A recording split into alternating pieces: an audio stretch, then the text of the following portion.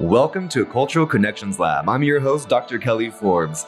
We are here to talk with educational professionals around the world to impact and influence the education system as we focus on cultural connections and the education of multilingual, diverse students.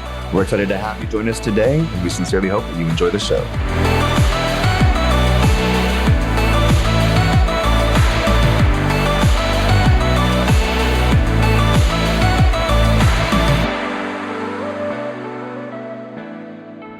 Hey there, listeners. Are you ready to take your school district to new heights? Introducing EduSkills, the leading software as a service platform for Title III and multilingual support in education. Having been a director of English language development for a school district, I was honored and privileged to get to use EduSkills. EduSkills understands the importance of equitable education and empowering multilingual learners to thrive in today's classrooms. Their cutting-edge technology provides school districts across the nation with the tools they need to enhance language acquisition, foster inclusivity, and improve academic outcomes. With their seamless implementation and comprehensive support, I have witnessed EduSkills ensure a smooth transition for school districts, empowering their educators to provide targeted instruction and personalized support. So why wait? Unlock the potential of your school district today with EduSkills. Visit their website, eduskillsllc.com, or call them at 405-879-9898 to schedule a demo. EduSkills, transforming education one student at a time.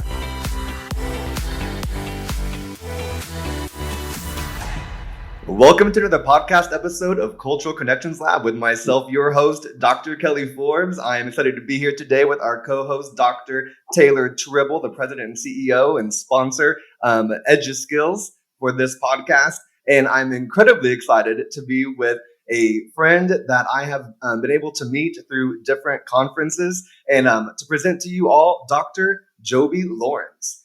Dr. Jobi Lawrence has almost 3 decades of experience working across all levels in the field of education and as a parent to 3 grown adult children.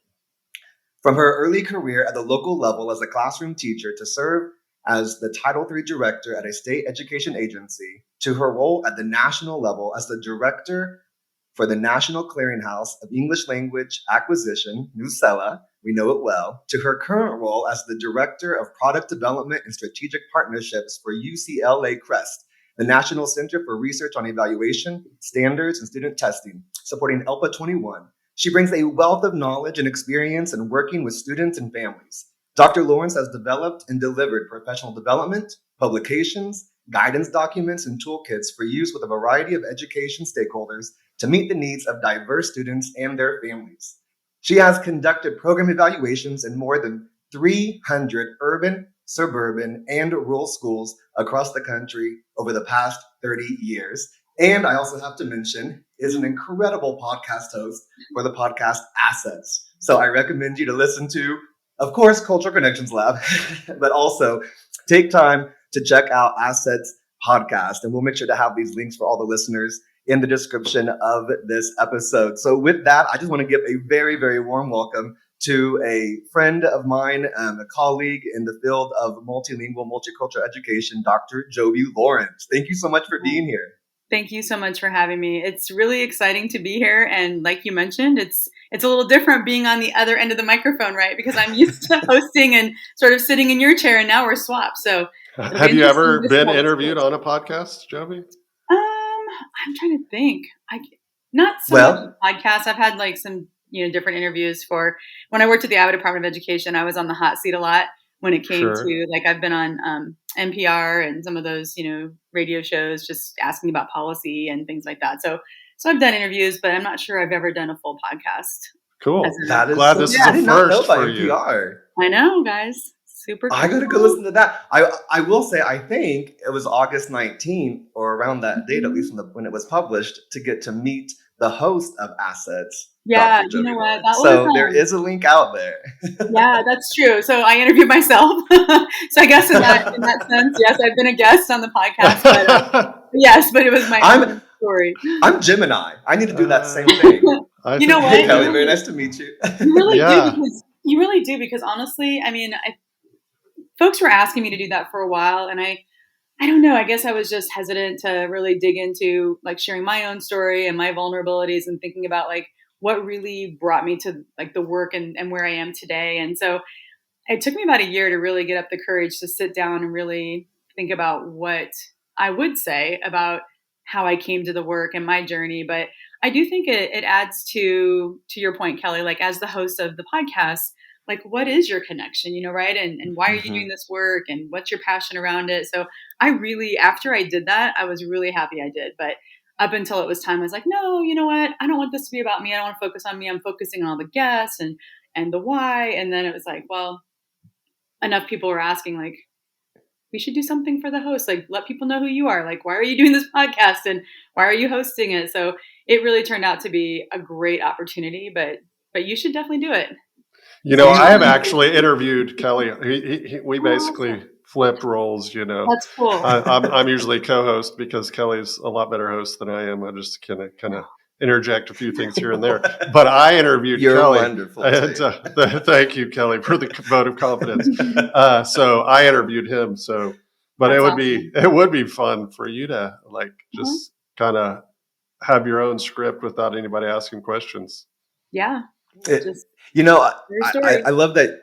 I love that you bring that up though, because I think oftentimes, in getting into the topic today, I think it's important for us to step back and reflect what is our why in this as well, because it comes from a place of service. And so in my research and in my passion for cultural proficiency, that journey begins intrinsically with us doing this first. It begins with self.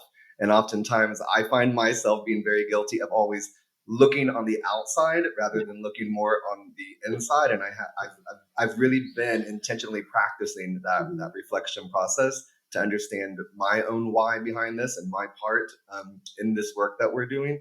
And so I think it's good for all of us to pause for a minute and reflect and remember that as we come to understand our why, we're part of someone else's why too, because we're doing this collectively. So your experiences are incredibly important to the work that we're doing today. So I appreciate you sharing them.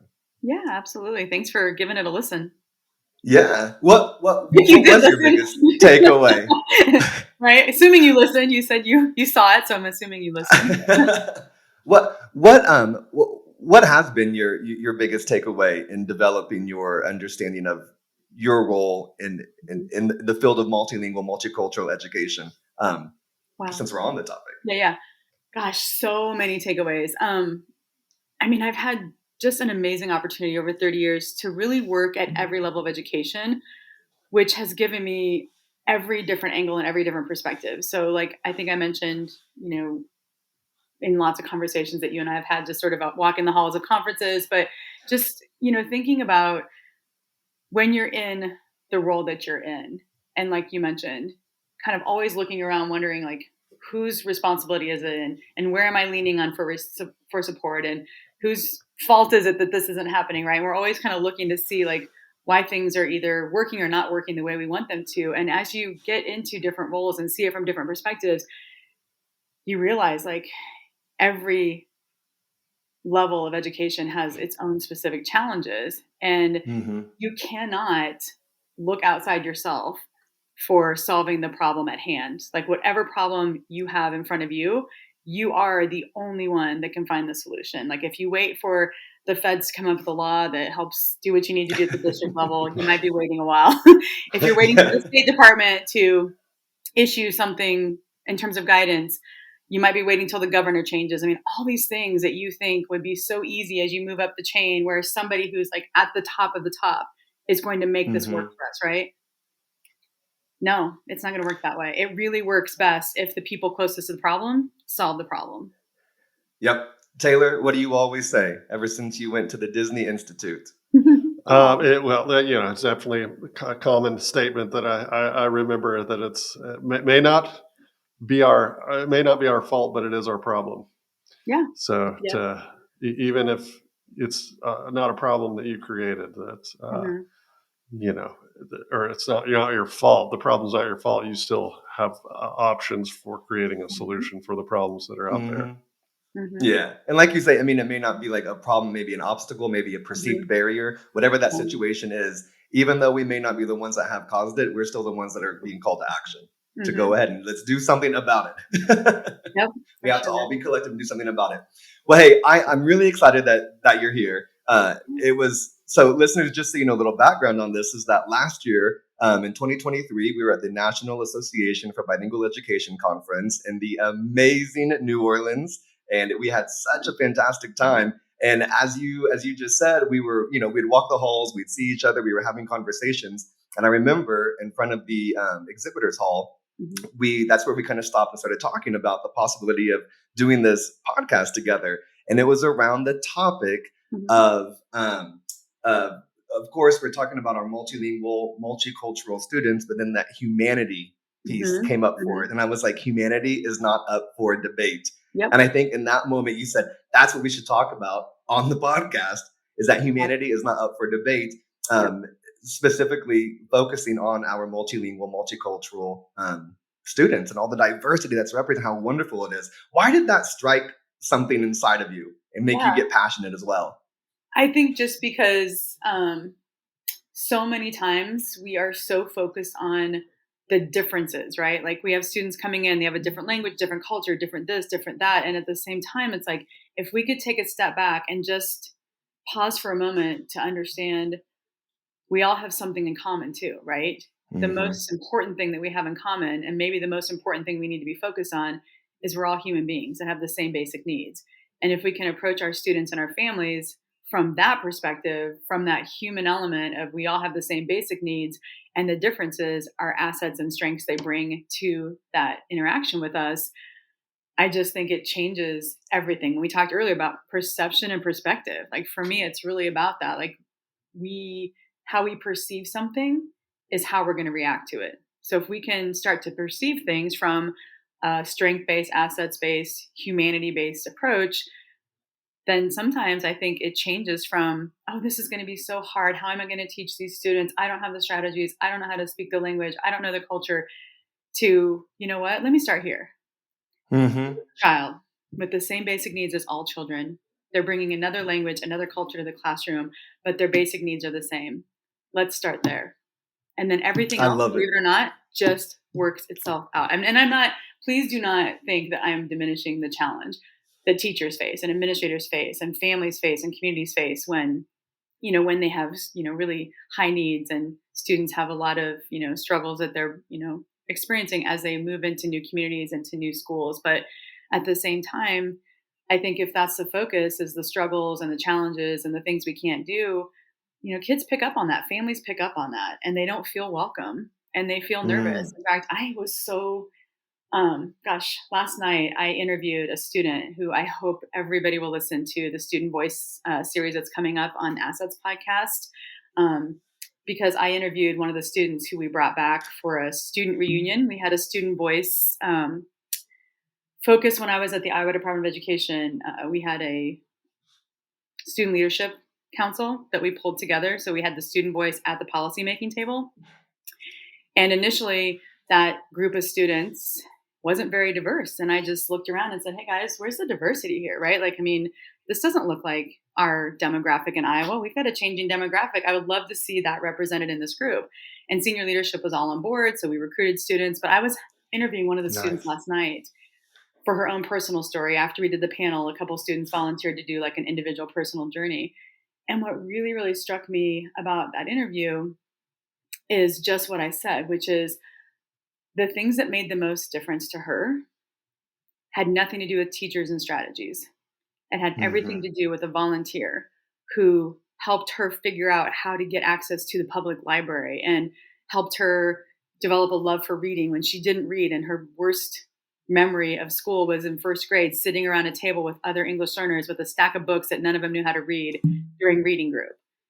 And so just again, back to that idea of humanity, what she really remembers most that changed her trajectory was that interaction with a volunteer who just made her feel safe, made her feel seen, made her feel heard. And I think how do we focus that energy back on all of our students? Do all of our students feel seen and heard and understood? And do our families feel that way? Because honestly, if that's not in place, academics is secondary. The academic achievement is just 100%. Not going to be there. I think that's pretty powerful insight in light of, all the buzz around AI and Yeah. people worried about, is AI going to take our jobs? And it's important. I'd say oftentimes that technology is a long way away, if ever going to be able to build relationships like humans have, and that's a pretty powerful insight from the student that you interviewed. Just because, like that's what matters, is those relationships. Obviously, learning does, but you got to help the student be able to advocate for themselves. Absolutely. Out of curiosity, I'm wondering, logistically, Kelly and I have talked about actually interviewing students also. Is there, was the student under 18? If so, how do you? No, but okay, I have interviewed students for other projects under 18, and obviously needing to get parent permission. So you just get parent permission and you're good to go? Yeah. Okay, cool. Anyway, that was a little sidebar. Kelly, I know you had a question. I think it's a good point to bring up, though, for people that are wondering, because I mean, we can learn everything that we can possibly learn, but the students are the best professors. Yeah, 100%. We need to, I'm here to serve you. I know what I need to get through. I know I have standards to teach. I know all of that, and of course it's to echo what you said, Dr. Lawrence, I'm not going to try to diminish the challenges that are there, but I think that we can get rid of a whole lot of the obstacles, these perceived obstacles and barriers that are in our ways, if we really create that space to allow students to have their voice and their choice elevated, and we can, mold things around and manipulate things to make it work for them and still do what we need to for compliance reasons, but provide that better, more equitable education for the students, because we're there to serve them. Absolutely. That's my viewpoint, my my belief. I choose to go places to work, and students, that's their school. They live there in that zip code. They go to that school. That's their school. And I'm so thankful I get to come in and serve in that community. Yeah.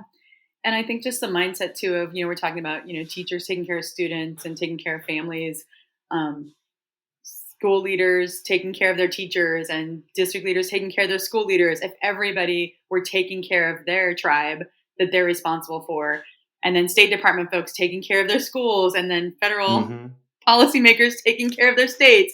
I mean, again, it's just really thinking about, what's my sphere of influence, and who can I support, and what's my role? And if we're all taking on that role, again, just imagine how much better it would feel if you were a teacher and your building leader was walking around saying, "What do you need today? What can I do for you today?" And really all of us being that need-based sort of support. Just that simple question: how can I help? Yeah. Yep. How can I help? How can I do that? I always start off whenever I'm doing a professional development or a presentation to show a picture of me from whenever I was this little collage of pictures, but from 1 year old all the way up to a senior in high school. Aww. And it's just to remember, we're all teaching someone's baby. Yeah. We're all teaching someone's, child. And I want them to see that and remember that. There was a time whenever I didn't know what I knew today. I've had to grow. I've had, and I had people around me to support me through all of that. But I've also learned that, and again, this is, speaking for myself, I don't always see the way that things are. I see the way that how I am, right. And so I have to always make sure that I'm trying to be super reflective and seeking to understand, and then listening and being quiet as I'm listening, so that way I can be the best role in our amazing field of education, to be able to serve what I'm supposed to be doing and to meet those goals, right? But I just think it's so important to just be so reflective about that if you want to be able to get to the quantitative goals that we have in education. You were just sharing the example where the student was explaining it was the qualitative components that helped them get there. It was someone qualitatively getting them to love reading, for example, to get quantitative outcomes for literacy skills, for example. And I feel like sometimes we start with literacy skills and not right. Who is this child? Who are you? Nice to meet you. From where do you come? I want to learn more about you, because then that can help me with strategies like building background, for example, or, whatever that looks like. But I need to know that individual student understanding as much as possible. But then also that same practice reflected with our parents and our stakeholders. Again, going back to that mindset of service, servant leadership. Yep. For sure. So in all of the experience that you have, is there one specific moment or like a theme or a through line where you felt like, if the human side was maybe more of a focus on this, what we're discussing would actually make more sense or be more attainable? And in doing so, I'm thinking about what does that look like in like with equity and language education, for example. Challenging that mindset of asset-based versus deficit-based, Yeah. and just how are we culturally responsible in what we're doing? Bringing in that human side where you're not just a number anymore, and it's not up for debate for you to keep on being put into this other class whenever you could be in the AP class, because we know that we have lower numbers of our multilingual students in those classes. But is there again any through line, any theme, or anything where you have felt like, if the humanity side, that human side was really brought to the surface, it would make more sense for us to be able to complete X goal that we have? So, I mean, I think just in every role I've ever had, always approaching it from that perspective of just thinking about the individual and really understanding that in life, some of us are given a privilege. And that's a privilege to be able to get into positions of, sometimes it's authority, sometimes it's policy making, sometimes it's decision making. But if we're given that privilege and we have a chance to make decisions and set policies for others who don't have that same privilege, that is an honor. And we should wear that as a badge of courage and do not be afraid to step up and say the things that either someone doesn't want you to say because it doesn't necessarily match the sort of policy and political favor of who's in office, right? And sometimes that has to happen. Sometimes it's not the popular thing to say. Sometimes it's, spoken in ways that people think you're speaking out of turn, right? But if you have that privilege because you were given an option to have that microphone, you need to use it every second of every day while you have it. And that's really the through line for me, is just I've been really fortunate to be able to be in positions throughout my life where I could have the opportunity to speak on behalf of folks who did not have an opportunity to speak on their own behalf or their children's behalf or their family's behalf. So I've tried to use any opportunity I have to speak on behalf and carry the water and the voice that I know is their voice on behalf of them who would love to be able to carry it themselves, but sometimes don't have the opportunity. And to me, that's how I think I've been able to support equity, because as many times as I can, I want to make sure that they have a chance to speak on their own behalf and bring them to the table. Like we brought the students to the table, we bring their families to the table. We make sure that when there's decisions being made, the group of folks who are making the decision look like the folks who are going to be impacted by the decision and have similar experiences. So I've done that whenever I have the opportunity to do that. But when I don't have the opportunity to do that, I will speak on behalf of those students and their families who cannot be there for any reason. And for me, I think that's one way we can support equity, is taking advantage of the privileges we've been given and the microphones we've been given to tell their stories and to support their needs in front of our own. Out of curiosity, and for those like myself who have not had the opportunity to listen to your podcast with yourself, can you give us a teaser of how did you become so passionate? Like what has driven this passion that you've had? You know what? It goes back to Kelly's point about we only can see the world through our own life experiences, right? So giving our children experiences and as broad and wide a range of experiences interacting with diversity as possible needs to be the goal of every community. Because my community, when I grew up in Southeast Iowa, up until I was in late elementary school, I never saw anyone that spoke a language other than English. I never saw anyone that looked different than me. My community was entirely monolingual, very, very, very like traditional farm community. Okay.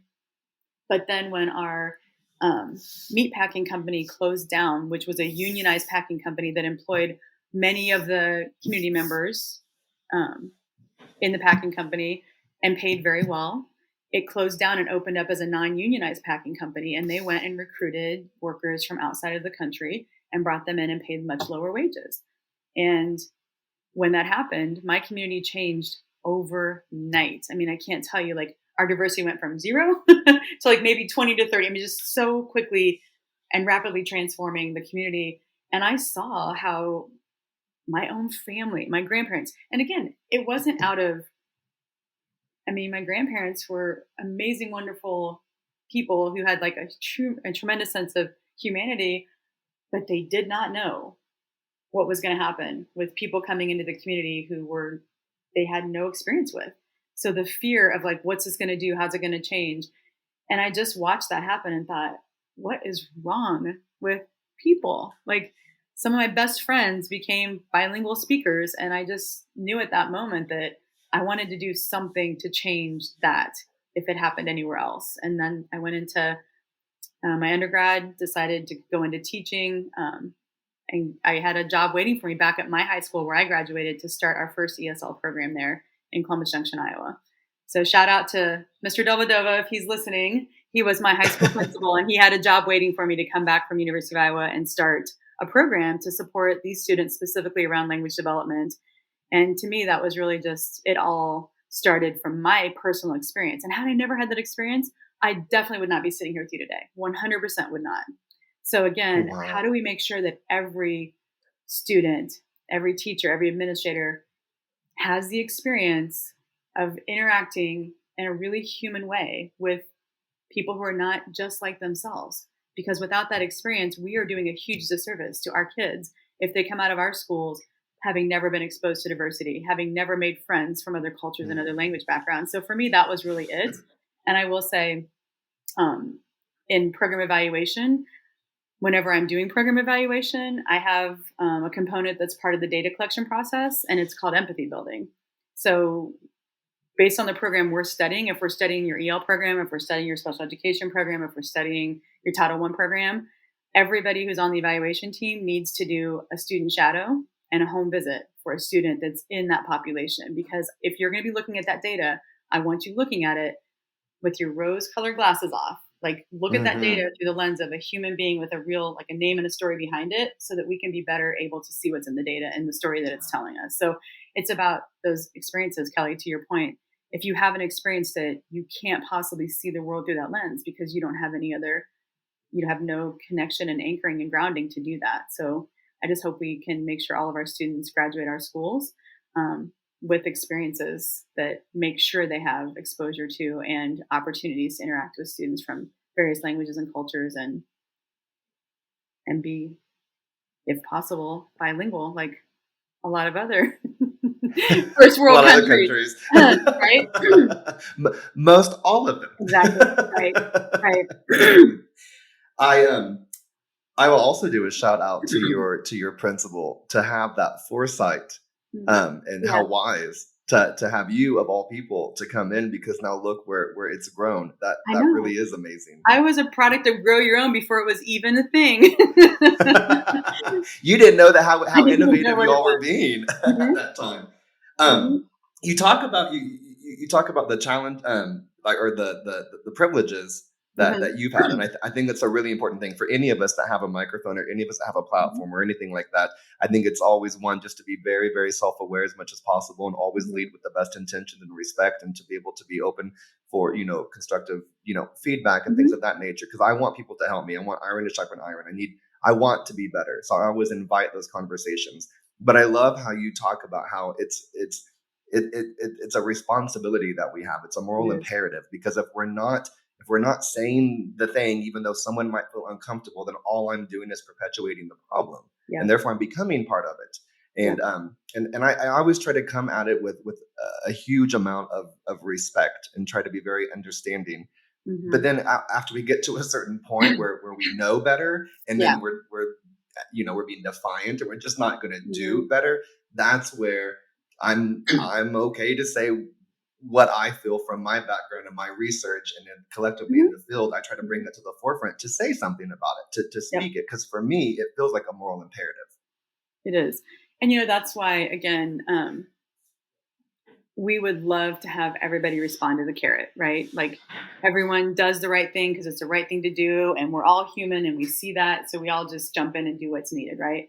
But sometimes, because, like I said, lack of exposure, lack of understanding, fear, all those other reasons why maybe folks don't feel compelled to do those things, which are the right things for our multilingual learners, that's when we have to use the stick. And sometimes that stick is federal legislation and, landmark cases. And again, like having worked at a state department of education and having then worked in the national policy arena, seeing that sometimes that's where you have to start. Like you really do have to come in with a stick to get them to do what it is that they need to do. I mean, I always start with a carrot. I leave with the carrot, but if we have to, we end with a stick. It's just how it has to go because it's not negotiable. It's not negotiable. These kids are in our schools, their families are in our communities. It's just not open for debate. They deserve everything everyone else has access to.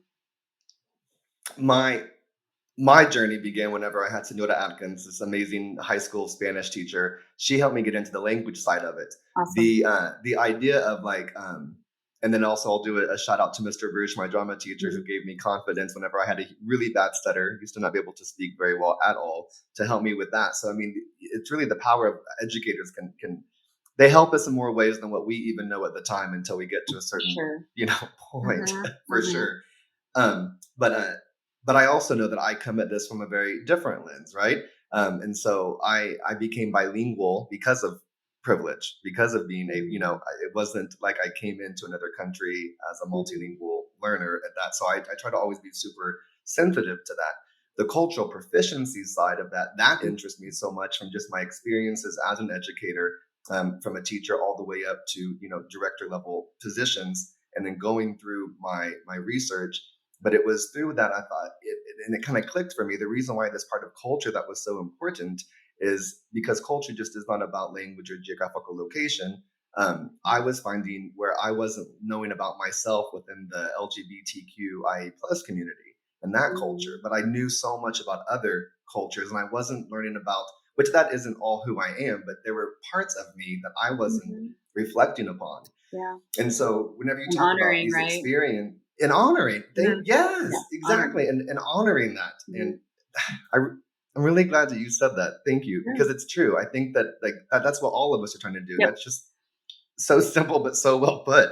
Honoring who we are. But it's hard, right? Especially when if who we are doesn't look like or sound like or feel like who everybody else around us is, right? It's hard to honor that. And our kids, they really do get the wrong message sometimes about whether or not they should honor those parts of themselves that are not exactly like somebody else's, parts are, right? So I think that honoring piece and celebrating is the hard part. Reflecting on them and knowing they're there, I think that's the easier part, but then really embracing them and celebrating them when maybe your whole community isn't, right? Like that's hard for kids. So our communities also have to honor and embrace those things about our kids and our families. If they're, like I said, in Columbus Junction, Iowa, they did not initially do that, but now go visit Columbus Junction, Iowa. It's over 50%. I think they're at 80% at this point. How beautiful. Come from. Yeah, it's beautiful. It's absolutely beautiful, right? And the community it looks like an entirely different community, just as wonderful as when I grew up there.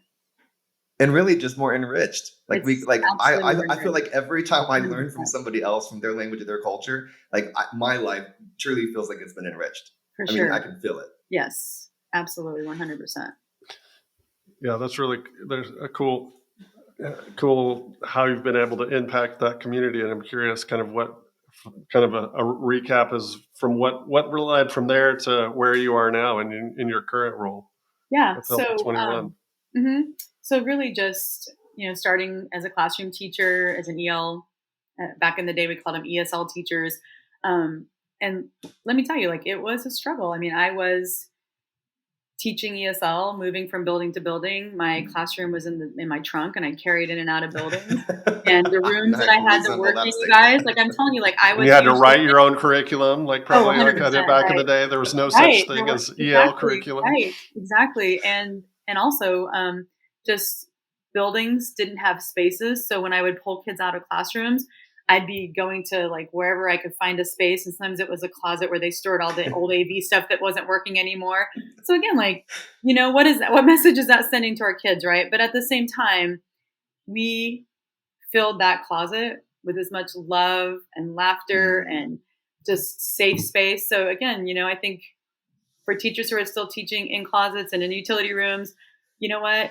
It's not about the space. It's about the feelings and the work that's going on in those spaces. So the newest buildings, all these wonderful, amazing new buildings with all the high-end technology, I wouldn't trade that for what I had back in the day for anything, because again, we had really wonderful. I mean, when you're sitting like literally on top of each other, it's pretty hard not to get close. There wasn't enough room for us to even have enough seats. I was just standing in this like corner so they could have this little space to sit. But again, it worked. You know what? It wasn't about the space. It was about, again, those relationships, the fact that I had the time with them, had a chance to pull them out. So when I was teaching, we were moving around the state, and I ended up having to move with my kid's dad at the time, got on the state patrol, and that moved us around the state of Iowa. So I didn't plan on leaving teaching. I thought I would teach forever and retire as a teacher, a classroom teacher. But when we ended up in November having a reassignment, I had to get out of my contract and was transplanted somewhere else. And you know how hard it is to get a teaching contract in the middle of the school year, right? They're already all contracted. So I started adjuncting just for something to do until contracts came around in May. And then I fell in love with higher education, like absolutely fell in love with it, and teacher training and administrator preparation. And so I stayed there for 13 years and got, again, into a place where there wasn't an ESL endorsement. So I said, hey, why don't you have an ESL endorsement? And they said, we never had anyone who was interested and nobody to start it. Are you interested in starting it? I said, absolutely. So started the ESL endorsement at a small private institution here in Iowa. Which institution? So, yep, William Penn University is in Oskaloosa, Iowa. And before I was at William Penn University, they did not have the ESL endorsement. And so when I started that, cool. I think I've always been sort of doing things before things were cool. Like we did distance education back then. This was back in, gosh, what was it? You're a trendsetter. Or just like really not very smart at knowing what I'm getting into. Just jumping in without really thinking about it. So we did distance education back before there was even such a thing. We used what we called the ICN. Iowa had like it was like a fiber optic network. So you had all these little microphones sitting on the tables, and then the TVs were like connected with this like fiber optics cable, right? So back before there was like all the internet virtual instruction, we were doing it that way. But we started our ESL endorsement, and it had to be distance because we didn't have enough people who needed it physically there on campus. So we wouldn't be able to sustain a program with just the number of folks we had. So starting that program, again, really focusing on, the ESL component, starting a bilingual scholarship program to bring in students who were bilingual, who wouldn't have been able to afford private school, right? So starting that program, again, everywhere I've gone, I've tried to find what's missing here for our multilingual learners. So then I was fortunate to be able to secure the position at the Iowa Department of Education as the Title III director. So I left higher education and went into state policy. And I will say something, and I don't know, this may get me in trouble, but and you can edit it if you need to. Can't wait. Only if you tell us to edit it. Trigger warning. I went into state policy thinking very altruistically, this is going to be the opportunity to make such a big difference. Like, look at what I'm going to be able to do if I go to the state level, right? Shout out to all my state colleagues out there. It is the hardest work you'll ever do because there are so many parameters to being able to do what you just know in your heart is right for students. There's a lot of politics going on. There's a lot of lobbying. There's just a lot of things that are beyond your control that make it really, really difficult. And it moves so slow getting change done at a state level. And then you go to the federal level and it's even exponentially slower, right? So shout out to Secretary Cardona, right? Like I absolutely love him so much because he is working so hard to make the changes that I know are absolutely like moving mountains to make those changes. So just thinking I had this opportunity to make this huge difference. And you know what? I did make a difference. Was it the difference I wanted to or thought I was going to make? No. But, Iowa was out of compliance in terms of our Title III monitoring. When I went to the department, we had 13 citations from a previous Title III monitoring that hadn't been cleaned up. And my program officer at the time said, hey, you're supposed to be monitored this year, but we're going to give you, and I'm pretty sure she called it this, a stay of execution. It was, if she didn't say it that way, I heard it that way. And she said, so we're not coming until next year, which gave me a full year in the new position to sort of get my feet on the ground before the U.S. Department of Education came in and did our next Title III monitoring. And they came in and we got 17 more. So I had like a total of 30 citations that we had to clean up over the next 5 years when I was at the department. So I was there just under 6 years. And then I had a chance to go and lead the National Clearinghouse. So directing that work as the director through the contractor who had the contract at the time. And then, was that state or federal clearinghouse? NCELA. So it was the federal. Okay. Okay. So you were at NCELA. Yeah, I guess that was working my question. Working with NCELA. And then I went back to UCLA-CRESST to support Alpha 21. And that's where I am now. So it's really just like, if you look at kind of like the little breadcrumbs from starting to teach, every step of my career has really led me to sometimes, if not a bigger opportunity to advocate on behalf of multilingual learners, at least a different avenue than I'd had before. But every position I've had has been 100% laser focused on multilingual learners and advocating for this group of students and families. And I wouldn't do anything else. Couldn't imagine.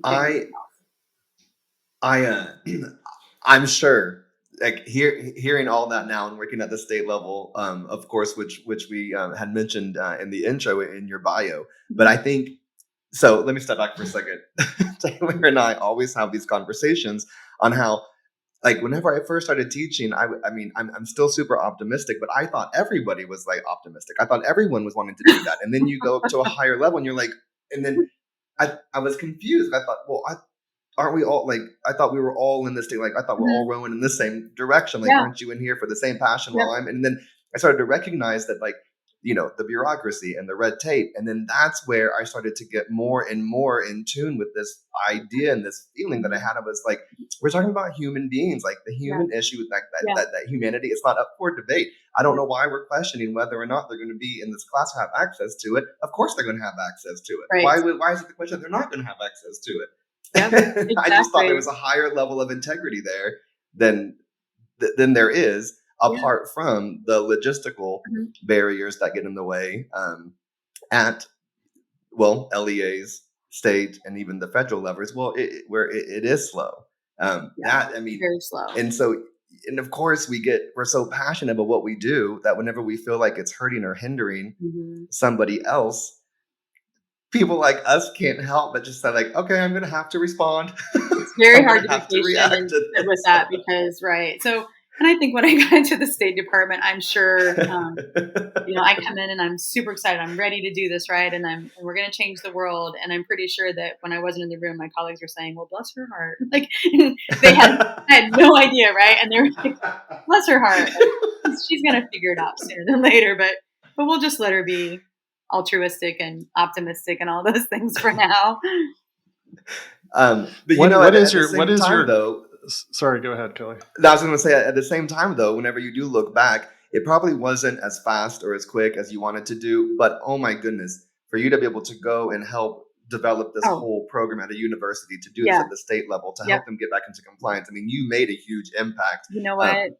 But we wanted it to happen like yesterday. And I was going to say, I don't take personal credit for that work because, I mean, yes, I might have had ideas and yes, it might have been something that I was willing to advocate for, but I've always had such a wonderful, amazing team of people. Like, I feel like when you're out there wanting to do the right thing, people gravitate towards it. So I've always had people who have stepped up and volunteered or, you know, said, what can I do to help? And so it's really been about, again, none of us can do this by ourselves. I mean, we're one person, right? But if we're willing to, you know, spread the word and rally the troops, and it's amazing what you can get done. We got so much done when I was at the Iowa Department of Education. I mean, there was legislation that changed the way weighted funding. We had a task force that I was able to lead that came in with new recommendations for weighted funding. As I mentioned, all 30 citations that we were out of compliance. And remember, compliance is the lowest bar. So if you're not even in compliance, you're not even there yet, right? So I mean, we were below the lowest bar in terms of how we were meeting the needs of our kids and their families. So, you know, that work was really impactful. And then even like at the university, the program that we started. And again, shout out to the U.S. Department of Education, the National Professional Development Program. I cut my teeth on that in 2002 when it first came out for the first time under NCLB. We wrote 2 proposals hoping to get one at a small private institution in Iowa, thinking we would be lucky if we even got one, and we probably wouldn't get one.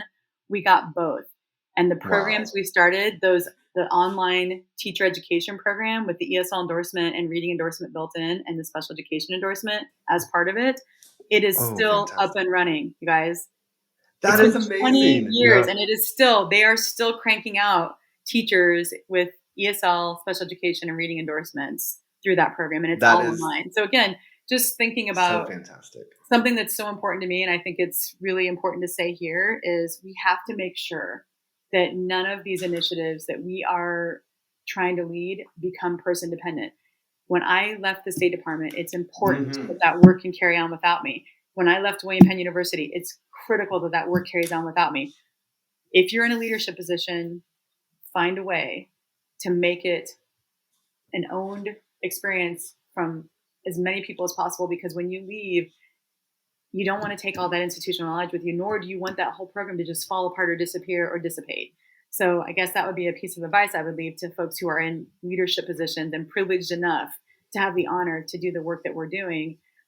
Make sure you build the systems, because when you leave, you want that to continue. It's all of your love and attention and hard work, and you want it to stay long after you. So I feel like a legacy for me, that's what I'm trying to leave behind, is a legacy for students and families. You are. I hope so. I wake up every day. I wake up every day with that as my goal.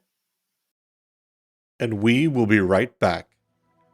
Are you ready to take your K-12 multilingual programs to new heights? Look no further than the experts at Kelly B's Consulting. We're not just consultants, we're partners in education, with a passion for empowering students and enriching your classrooms. At Kelly B's Consulting, we understand the unique cultural and linguistic needs of your diverse student population. Our team of experienced educators will work alongside you, tailoring strategies that transform your multilingual programs. Don't miss out on this opportunity. Visit www.kellybsconsultingllc.com today to learn more and schedule your consultation. Kelly B's Consulting, shaping the future of K-12 multilingual education across the nation. Your success is our commitment. Contact us now and let's start building a brighter tomorrow together. And now, back to the show. Looks like your history is a testament to the fact that you are leaving a legacy. Those things have carried on after you've left, so that's very cool.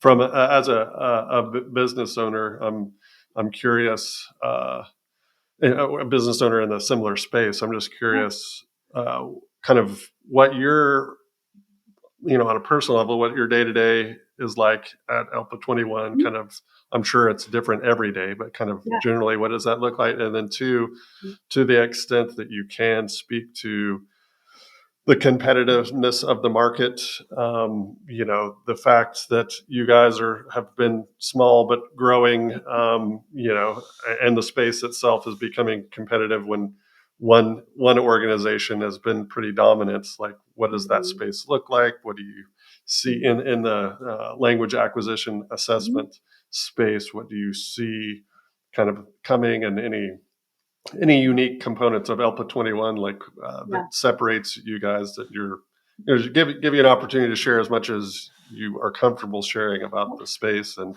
how you guys are differentiating yourself at Alpha 21? Yeah. So from my seat at Alpha 21, I definitely can speak to sort of the day-to-day and some of my background and experiences. And then, obviously, Catherine Still, who's the executive director.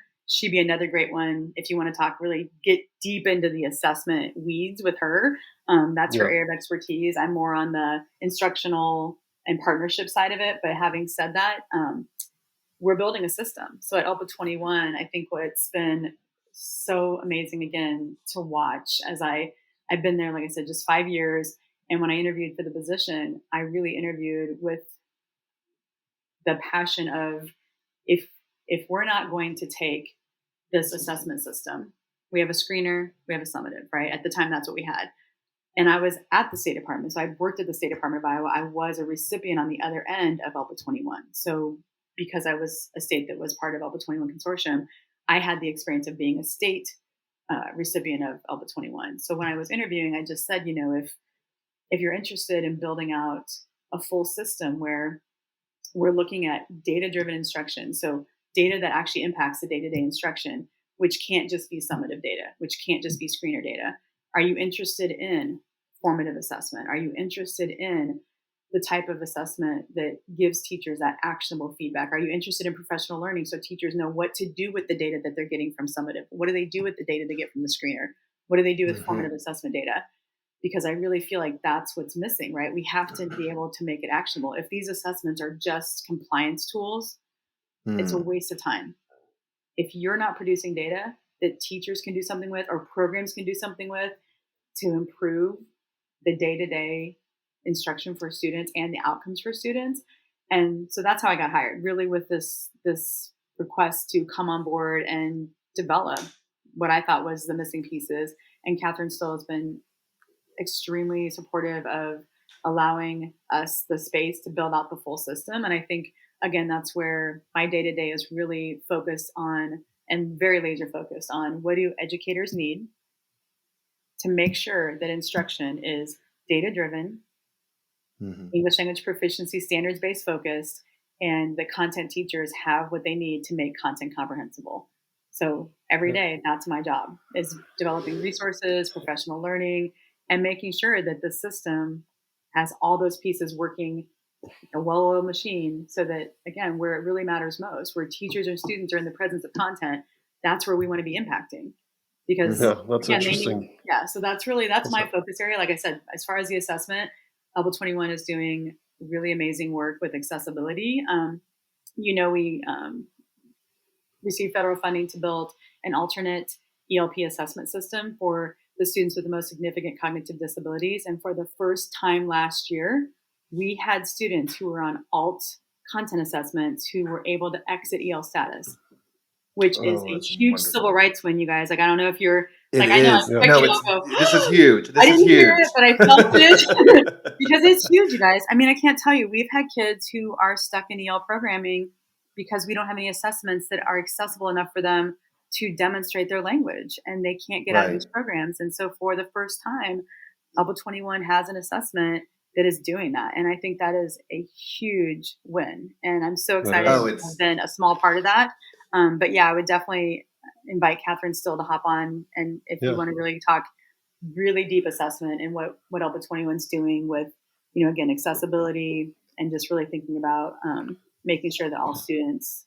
Yeah, well, I'd love to continue a discussion outside of the podcast. It sounds like your day-to-day work is very much what has inspired a major piece of what we do within our organization. As a teacher, as a professional development provider, I would go in and share, here are the test scores. It was a different assessment, but here are the test scores for the students. And, they're a 3.3 and teachers automatically assume, they really don't know what that even means. Right. And so they would think as like a Lexile or reading level or something like that. Grade level equivalency. And so that was kind of a major piece of the work that we have done is like, now we've got the data. Now what do we do with this information? And exactly. So that sounds like that's pretty much your day-to-day focus. So I'd love to kind of look and see how we might be able to collaborate with you guys on that too. Exactly. It has to be because you guys, data's useless if you don't know how to act on it, right? Like, what's the point of numbers if you don't know what to do with those numbers? And then especially like our content teachers. So our ELD teachers, they have the data and it makes sense to them and they know how to act on it for the most part. I mean, I think they're using data and they're, especially around language, but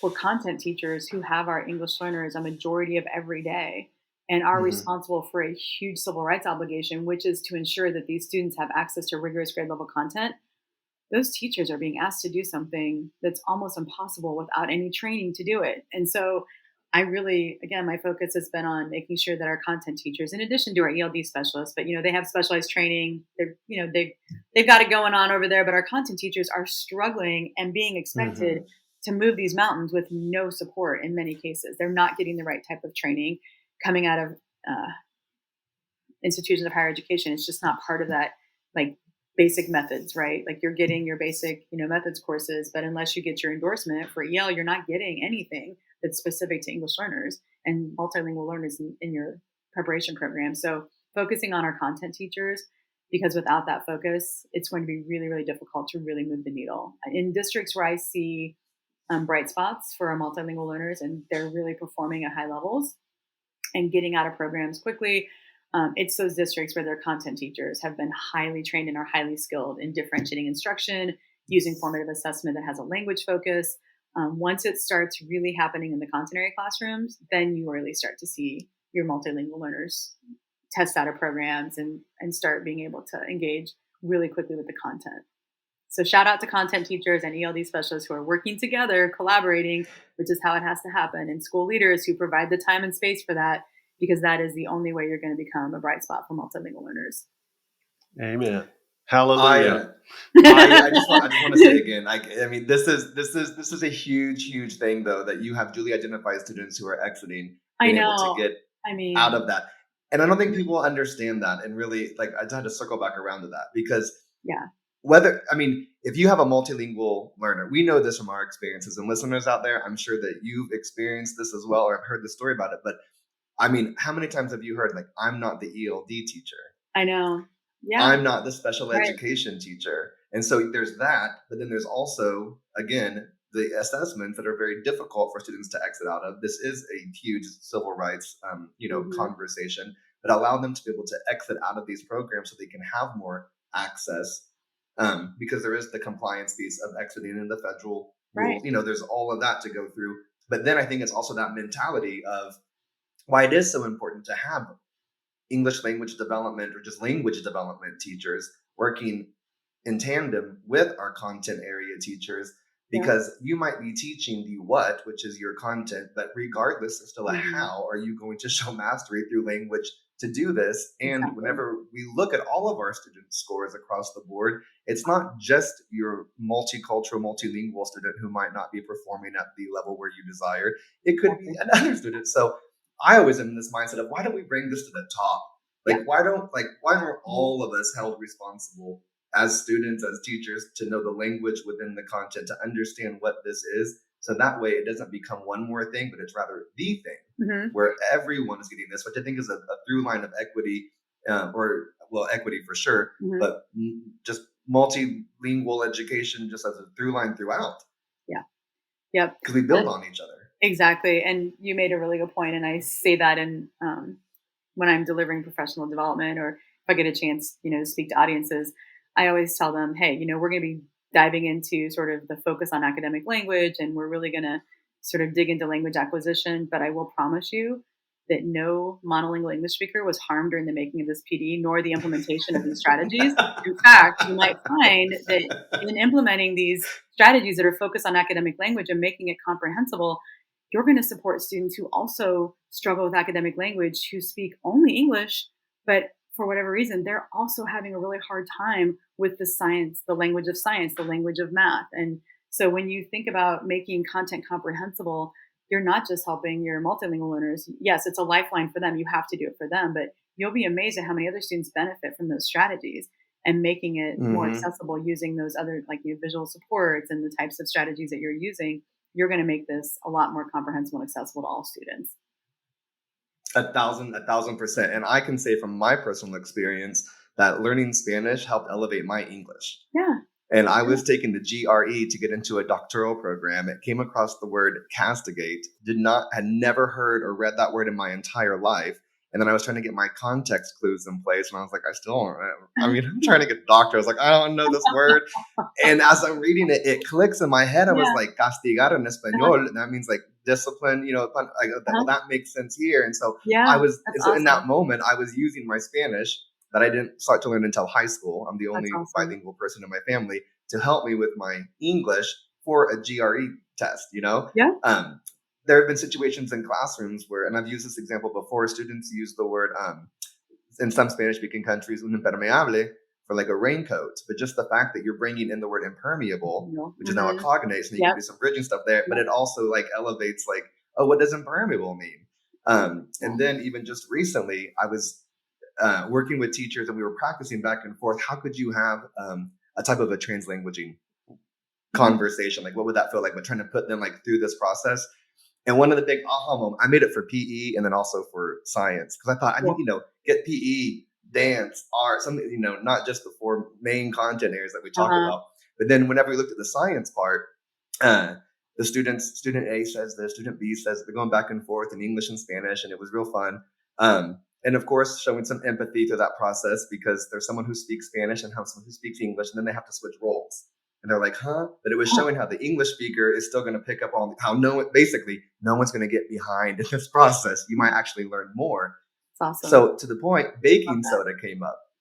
Well, baking soda, whenever it's in Spanish, it was bicarbonated sodium. And so whenever they were like, what is it? And so one lady, a teacher, it was so fun because she's like, I've never even heard of that before, but I know baking soda. And I was like, see, even in this moment, as professional educators, we still learn new words, but we wouldn't have done that had we not brought in that language, brought in that, had it right there at the table with us. And so to your point, no English only speakers will be harmed in the process of this PD or of this lesson or of this class. Exactly. There's so much research out there around the bilingual brain and just how much more powerful it is than a monolingual brain, just the way the brain is able to process using both sides and those connections that are made. I mean, the brain research is pretty clear. Like kids who have full bilingualism and biliteracy are miles ahead in terms of just their brain capacity. Through all of this, I think one of the big takeaways and I was taking some notes as I'm hearing this, I think experiences are really, really important. Because that lets us understand something on a whole different level, which therefore brings us to, like, once you have the experience, you now have that exposure to this. From that exposure, we can gain some interest in this. But then it's that final phase of like fascination. And whenever we become fascinated by things like this, I think it just opens up the door for so many more conversations that can help us overcome some of these perceived barriers and challenges, to get rid of that fear that we have of the unknown, to kind of like demystify all of that.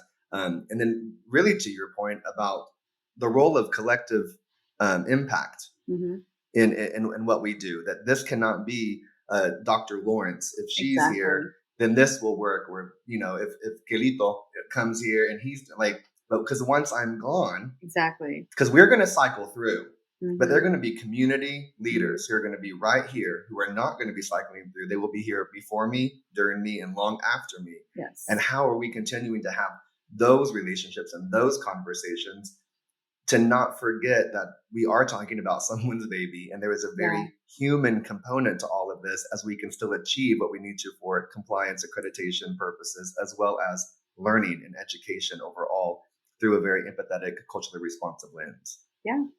And I think a word that came to mind as you were talking is capacity building. So like, one of those roles that we play in leadership is we're building the capacity of everyone around us and of our organizations and our systems to do the work, again, in the absence of individuals. So that capacity building is key, because without that, again, when you leave, those things start to, extinguish themselves, unfortunately.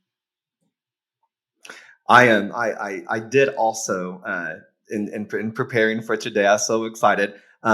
One, oh no, thank you for no. I was gonna say one, thank you for accepting me on LinkedIn, and I was so funny. I went to go like more, and I'm like, I've seen stuff from you, but I didn't realize that we weren't connected on LinkedIn. So anyhow, this morning I was like, hey, I better make sure we're actually connected.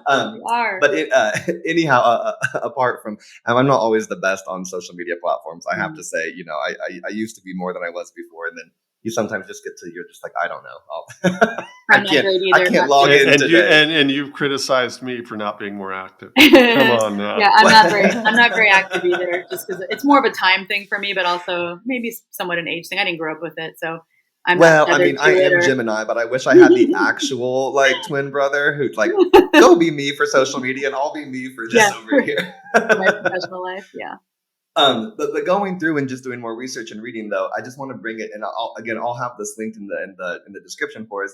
But you had a really great article that you wrote September 20th of 2024, "Being True to Form," in the incredible Language magazine. So, listeners, if you have not delved into the Language magazine, OMG, it's great. You need to. There are always, I mean, that is.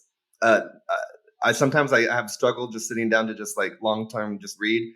I could sit and read this whole entire magazine easily. There's so much great information. Super accessible. But but I really love that the stuff that you talk about. So one of my kind of last questions or kind of topics I want to talk about, the humanizing multilingual students through language practices. Mm-hmm. And you talk about the importance of having the students be at the center of these formative assessments. And so we were talking about Alpha 21 and those formative assessments. And these are conversations that we have all the time, especially what I'm experiencing. The content teacher wants to help. There are times that I find outliers that just, they don't want to help. I mean, then there's another root cause for that. But overwhelmingly, the educator wants to help and they don't know what to do because we don't have these conversations. And this article was so fantastic as you discuss the importance of student assets in formative assessment, but also you give four, I believe there are four. 4 steps to what this is. Would you like to share a little bit about the article? Because it's just so wonderful. And I think it really brings it in to our conversation. But again, humanizing the multilingual student in the classroom and not just saying, you need to learn English and just do this, which we want everyone to be successful and learn languages, etc. But it's that humanizing piece. And your article is just chef's kiss. So good.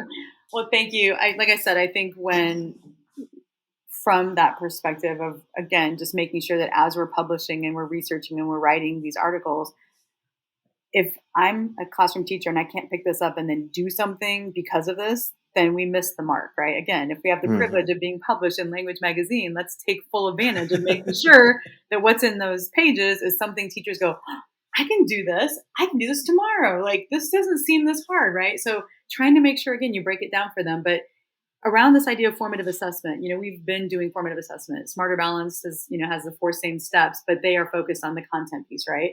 So when Smarter Balance built their framework around content, I started looking at that and we were thinking about, okay, well, yes, we want them to master rigorous grade level content. We want them to know along the way if they're making progress towards those content goals, towards meeting the milestones that get them to content mastery. But what's missing here is the language component. What do they need to know and be able to do with language to be able to master that grade level content? And then in addition to that, what are students bringing to the learning experience with them that we can leverage in order to help them with the language and the content? And so often, again, we're missing that student asset piece. And if we just knew like what motivates them, that helps them find the things that'll teach them to read.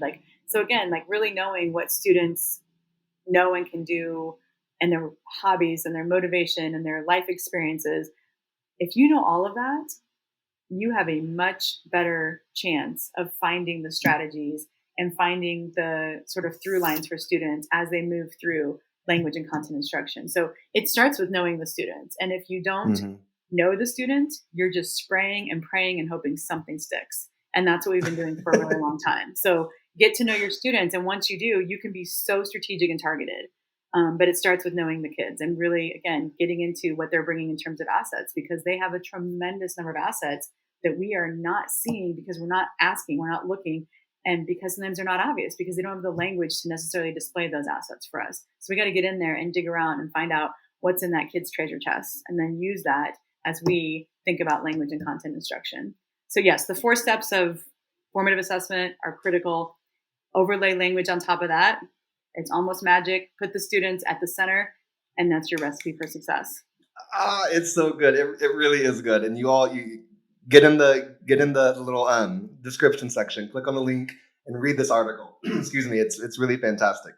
Pretty short. You had mentioned easy read. It's a really easy read. It is. It's an easy read. It's really wonderful. But you had mentioned before, whenever you got into education, that you had there was a long, you couldn't get a job until the end of the year, and now it's. It probably depends on where you are, but nationally, times have changed. Conversations I hear oh my gosh, you're breathing. You want it to teach. It's like, whoa. You've got a high school diploma. Yeah. Great. Come on in. Give it a shot. Give it a shot. It's really crazy, but I know. anyhow, to your point though, with that comes, and this came from a conversation that I was able to have with a school site principal, with the leader, and the principal and I were kind of we were debriefing after a day together and working with educators, all just so amazing, you know. But what we found is that because of kind of this issue of not having enough educators, that then you have people that are just brand new to the pedagogical practice to understand this. So this is a generalization, but it was happening here, that teachers are just being provided, you know, with unit plans and lesson plans, so that way they just know what to do. So at the end of our conversation, what we found is that that's what the teachers were wanting, like, just tell me what to do. I know. And so we were having the conversation around giving you fish versus teaching you to fish. Yes. And like, so, I mean, it's that fine line of, I can give you 4 steps, right? I mean, and these are great 4 steps. I can give you the textbook. I can give you the training. I can say, here's the strategy. Here's what you do. Here's even an idea of how you could include culture. But part of this is going to be like, you're going to have to go fishing. And they don't know what to do. And so I do you have any, and which of course I have a lot of thoughts, but I want to hear from you. What would your advice be for educators who do feel overwhelmed in this? Because I agree with you. I really feel like the main component that we don't discuss a lot are having the students' voice and choice be there, having them be part of this conversation, because guess what? They're going to teach you a whole lot. And how is culture going to play a role in that? I can graphic organize you out, you know, to death. And not that you don't, I mean, of course, that's a great tool and a resource. We need it. But if the graphic organizer was what was going to lead to my language acquisition and me being so successful, like, I think we'd been there by now. But it's like these other like qualitative components of culture and how do you get to know our students. So I'd just like to kind of, you know, hand that off to you and say, do you have any recommendations for teachers that do feel overwhelmed to try to overcome some of these challenges? So a few things. If you don't regularly make home visits, at-home visits to, again, I know things have to give, trade something out. Like, if you have to give up something to get time to do a home visit, talk to your principal and say, hey, can I get out of maybe a couple staff meetings? I need to get into my students' homes. Is there some way I can get this time? Because home visits will forever change the way you teach. I absolutely guarantee it. I promise it. Unless it does. You have no heart, unless you are missing a vital organ, it cannot help but change your perception, because we, again, get into the homes. And if parents are not comfortable having you in their home, meet them in a common ground, at their church, at a local YMCA, somewhere where you can meet them. Most of the time, they are thrilled to welcome you into their homes. They are like blown away that you're even willing to come and spend time with them. And they cook for you. They make this huge production where you're like, don't do anything, like, don't go out of your way. This is just, you know, we're just going to stop in for 30 or 40 minutes. And you're there for 2 hours. You're having a meal with them there. And you know what? They're so appreciative of you taking the time, and you learn so much about the students, their families, their hopes, their dreams. And I don't know if this is the right, you're in their space, and now they're really comfortable talking about these things versus coming into the school where maybe they don't get into school because they're working second shift, and every time you have something for them, it's always at night and they can't come, right? So just get out into the community, spend some time, go to, if you can, like I said, if you're a teacher, can you go to some of their cultural events? Can you show up at some of those things and making those connections? Unfortunately, we underestimate the impact that can actually have on academic growth. Such an impact, because, and then invite the parents to volunteer. If you want extra hands, you have a lot of parents who are willing to do things at home. Maybe they can't come into the school, but you need them to create something or cut up something or do something for you. Parents are, I mean, especially our multilingual learner parents, a lot of times they just can't get into the schools. Maybe there's not transportation, but invite the parents, involve them and engage them, and ask them, here's all the things that I could use help with in the classroom. Are there any of these things that you want to help with or could help with from home, for example? So again, get into the homes, find out how they can help and want to help and are able to help, and then ask for the help you need. And I want to just say, when it comes to strategies for our teachers,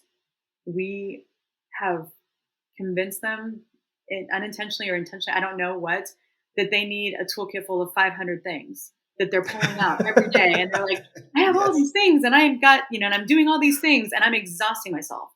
You don't need to do that. In fact, that's not really good practice because kids need predictable routines. Find a couple of anchor strategies that work really well for you and do them over and over and over again and simplify it. Like get into a more minimalistic mindset when it comes to teaching, because our teachers are being loaded with so many things on their plate. Now it's not just academics, it's socio-emotional, it's trauma, it's so many things. Kids are coming with a lot more needs than we used to see in our classrooms. And those needs that used to be taken care of by somebody else are now being taken care of by classroom teachers. So again, huge shout out to our classroom teachers. There's a reason why teachers, unfortunately, are leaving in droves. It's becoming a very, very, very difficult job in addition to what it's always been a difficult job. But don't lose the love and the passion for the students who, like you said, they're counting on you. And every day, you have no idea. Some students will come back and tell you years later that you were the one, that you were the difference. But for every one student that tells you that, there's probably 1,000 more that never just found you to tell you. But you are making a huge impact and a huge difference every day. And try to, again, take a step back and say, okay, how can I make this a little more manageable so that I can focus on some of the things that matter the most, which is getting out into my students' homes, getting out into the communities, pick a few strategies that work really well for this group of students and for me. And then, again, just try to pare some things down and ask for help. There's a lot of folks out there that would be willing to come in and volunteer and just take advantage of all hands on deck. As teachers, and I think you don't have to do it alone. You can't do this by yourself. You've got to get some help. And I think that is that human side, that qualitative piece that's so important. So just to, echo what you said, yes. And I mean this from the bottom of my heart to every teacher that's out there right now. Thank you so much. Yes. And you are a leader. The title doesn't matter. You're a leader and you're right in what you're doing. And oh gosh, I'm just so moved by what teachers do. I'm fortunate to still teach at university level and to teach trainings, but it's not the same as in the classroom every day. And I recognize that. I loved it. That was my favorite job of all. Honestly, I love what I do right now, but my favorite job was being the classroom teacher. It was really fantastic. Same here.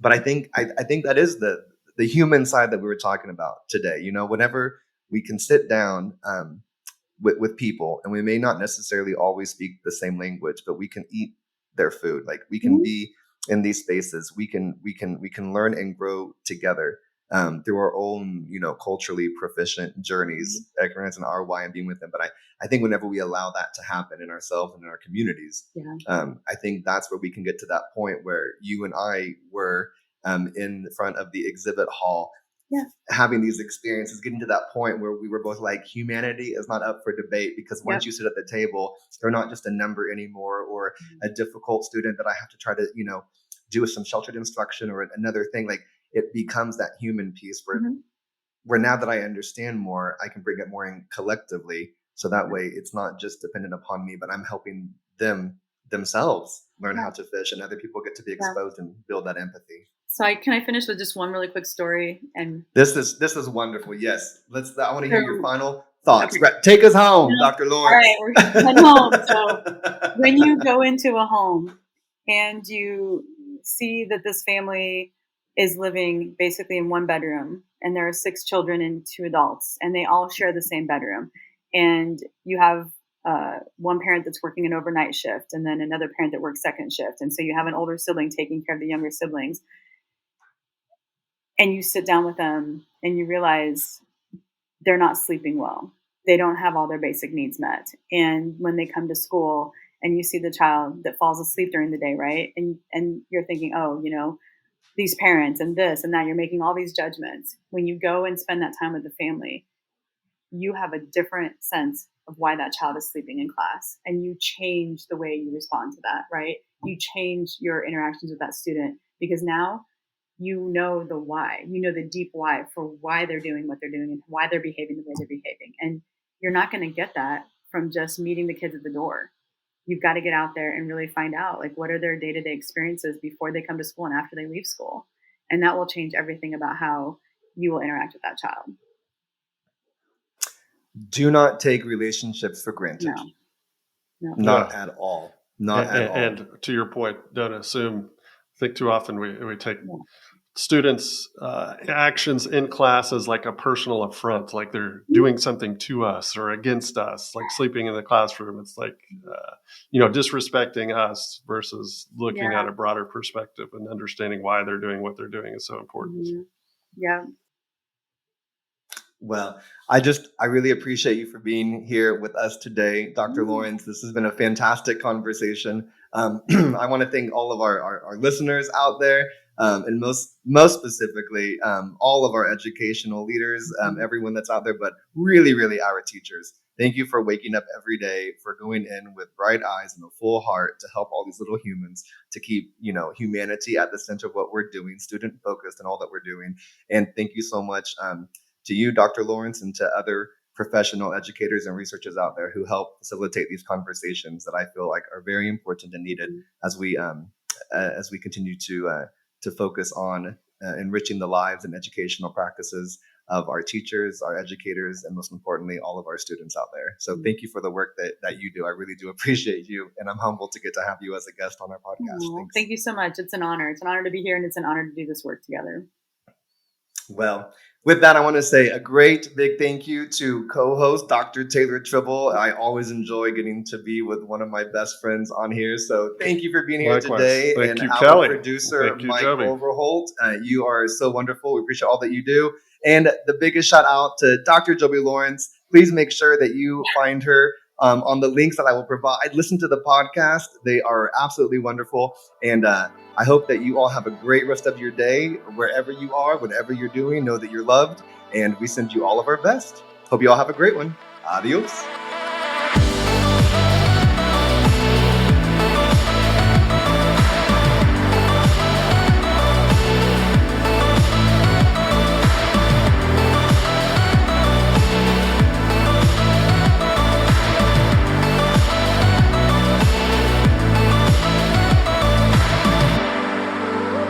Thank you for joining us today.